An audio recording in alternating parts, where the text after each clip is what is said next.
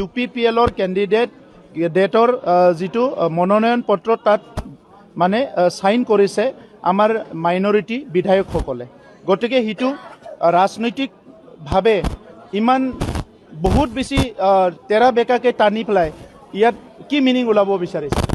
কালি minority candidate এজনক বড়োই তাত মনোনয়ন পত্ৰত প্ৰপ'জ হ'ব পাৰে, বড়ো MLA, বড়ো এজন MLA কি কয় বড়ো সাংসদ এজন মনোনয়ন পত্ৰ দাখিল কৰিছে, তাত 3জনকৈ মাইনৰিটি বিধায়ক মানে ইয়াত সাইন কৰিছে। বড়োলেণ্ডৰ কৰা নাই, শিলচৰৰ পৰাটো কৰিছে।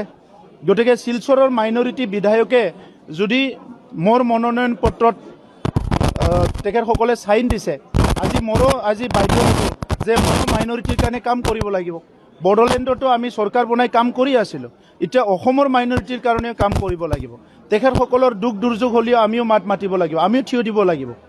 গতিকে এই কথাখিনি আজি তেখেতসকলে আজি ওৱান ষ্টেপ আগবাঢ়ি আহি ৰাজনীতিৰ কথাটো দূৰত থৈ এজন বড়ো মানুহক বা বড়ো জনগোষ্ঠীৰ এজন সদস্যক তেখেতসকলে আহি আজি যে সমৰ্থন জনাই মনোনয়ন পত্ৰ দাখিল কৰিছে, সেইটো মিডিয়া হাউচে ইমানে তেৰা বেকাকে ঘূৰাইছে, তাৰ পৰা কি ৰিজাল্ট ওলাব বিচাৰিছে।